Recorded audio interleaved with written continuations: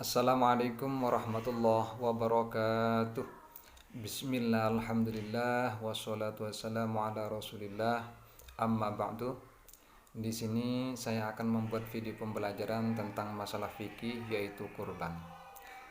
Kata kurban itu berasal dari bahasa Arab, yaitu qaruba atau qariba, yang artinya adalah dekat.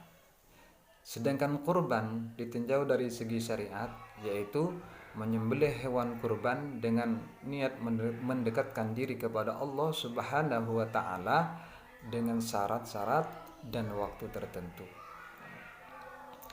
Mengenai dalil legalitas tentang ibadah kurban ini adalah salah satunya surat Al-Kautsar.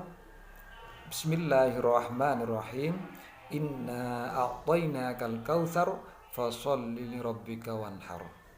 Sesungguhnya kami, Allah, itu telah memberikan nikmat yang banyak kepadamu, maka sholatlah karena Tuhanmu dan berkorbanlah. Ini adalah salah satu tentang legalitas ibadah kurban dan juga terdapat dalam surat Al-Hajj ayat 34.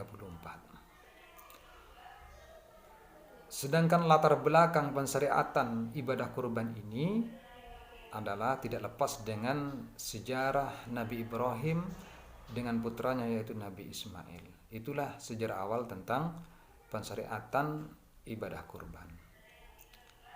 Yang selanjutnya yaitu tempat dan waktu tentang kurban. Tempat yang dianjurkan dalam penyembelihan hewan kurban ini dianjurkan yang lebih dekat dengan pelaksanaan sholat Idul Adha, seperti di masjid, ya, di lapangan dan lain sebagainya, yang lebih dekat dengan prosesi sholat Idul Adha. Sedangkan waktunya proses penyembelihan hewan kurban itu adalah sejak selesainya kita melaksanakan sholat Idul Adha sampai pada tanggal 13 di hari tasyrik bulan Dzulhijjah sampai terbenamnya matahari pada tanggal 13. Itu adalah akhir dari pelaksanaan ibadah penyembelihan hewan kurban. Sedangkan ketentuan hewan kurban yang bisa untuk dijadikan hewan kurban yaitu tentunya yang pertama tidak cacat, dan juga kerbau sama saja dengan sapi, itu kambing dan domba. Itu adalah jenis-jenis hewan yang bisa dijadikan untuk hewan kurban. Sedangkan batas usia dari beberapa hewan kurban tersebut itu berbeda-beda.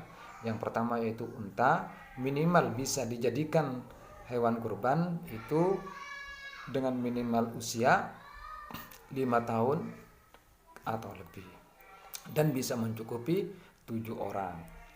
Sedangkan sapi atau kerbau itu minimal berumur 2 tahun menginjak pada tahun yang ketiga, dan itu juga bisa mencukupi 7 orang. Selanjutnya yaitu kambing. Kambing itu minimal atau mencukupi usia 2 tahun menginjak pada tahun ketiga, atau yang dinamakan dengan 2 tahun sempurna ini. Namun untuk kambing di sini hanya bisa mencukupi untuk 1 orang.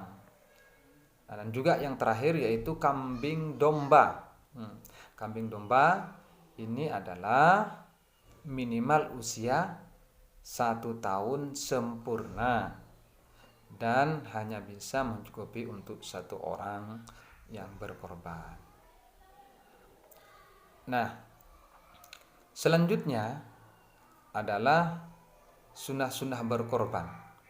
Sunnah-sunnah berkorban untuk orang yang berkorban, yang pertama yaitu hendaknya orang yang berkorban itu menyembelih sendiri hewan kurbannya. Kalau seumpama tidak menyembelih sendiri, itu dengan cara menyaksikan hewan kurban yang disembelih oleh orang lain.